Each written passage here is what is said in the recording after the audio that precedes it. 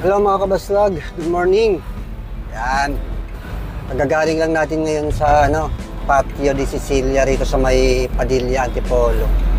Nag-deliver kami ngayon ng 100 na chairs at 10 10-seaters na round table at mga covers tsaka isang cocktail table. Babalikan ko yung 6 na table, nakalimutan.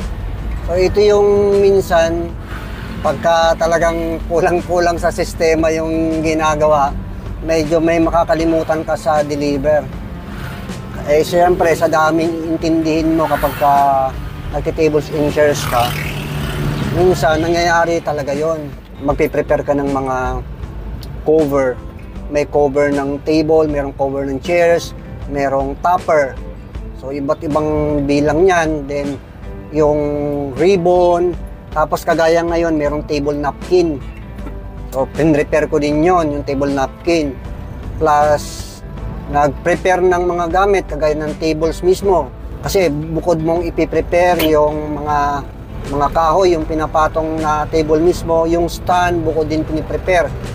Magkakaiba ng bilang yon. Halimbawa, kung round table, sa bawat round table, isang stand lang yung piprepare ko. Eh kung halimbawa long table, 2 stand nalagay namin doon. Kaya kailangan bilang talagang maigi kasi pag kami nagkulang, medyo lugi ng konti doon kasi babalikan mo pa na sa halip na isang deliveran na lang. So another crudo na naman yun. Diba? Kasi pag binalikan, okay lang kung malapit, kung malayo, then medyo talo. Lalo na ngayon mga kabaslag, ngayong month na to, ito yung month na malakas talaga. Malakas pagka November at December. Kaya kung titingnan ko naman yung comparison ng nakaraang November ko na nagsimula ako sa ngayon, malayo na rin yung naging agwatan kasi noon talagang tipiran. May mga time na ang dami namin tinatanggihan kasi ang chairs lang namin noon nasa 200 lang yata, 150. Mga ganun lang yung chairs namin noon. Eh ngayon kahit papaano may 400 chairs na tayo dyan at baka nitong November makapagdagdag at least maging 500 man lang yung chairs natin. Then yung table natin, dati nag-start ako na 15 plus siguro nasa lahat yon mga 20. Pero ngayon table natin nasa na rin. Meron akong 28, meron akong 18 na maliliit na round table, meron akong 14 na malalaking round table at meron din tayong long table na nasa 20 plus na long table. As meron din tayong mga rectangular table 6 at may mga square table naman tayo nasa 10.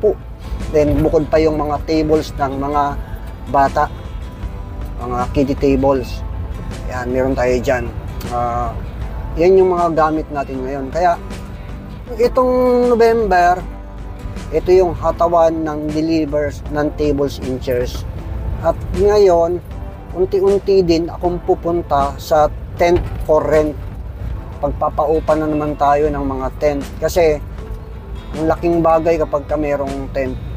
Ngayon, isa pa lang yung tent na nabili ko. Unti-unti lang. Kailangan lang din talaga mag-goal ka once na nagpapa-rent ka ng ganitong tables and chairs. Laging may goal, kailangan mapadami mo ng mapadami. Kahit na umabot ng 500 yung table mo, mas maganda. Kasi minsan may mga nagre-rent ng ng maramihan talaga, kagaya nung nakaraan. Merong nag-rent sa akin ng 1,000 na chairs.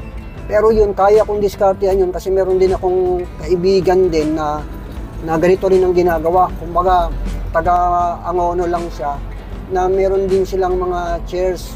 Kaya minsan, pagka halimbawa, merong umorder sa akin, kagaya nung sa kampanyahan ng mga politiko, ang in-order na 1,000 chairs, eh ang chairs ko lang dyan ay 400. So, kinunta ko yung kakilala ko.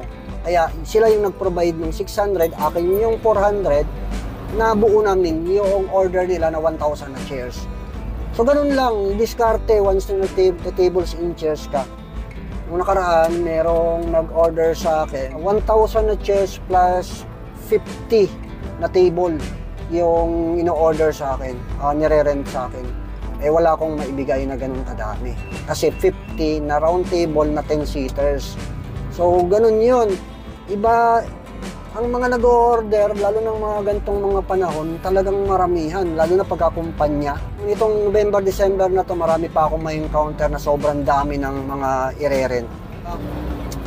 Unti-unti lang, dagdag lang ng dagdag, baka sa mga susunod na araw gagawa kami naman ng cocktail table kasi iba yung rentahan ng cocktail table. Minsan may mga nagre-rent sa akin, cocktail table, 6 na piraso, wala naman akong maibigay.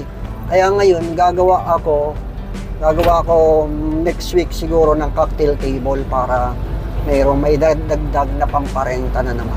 Marami pwedeng iparenta. Salamat ng marami sa panonood at sa nagbabalak na magninegosyo nito. Sana nakatulong din sa inyo yung ganitong mga vlog. At sa mga hindi pa nakakapag-subscribe, paki-subscribe naman yung ating channel.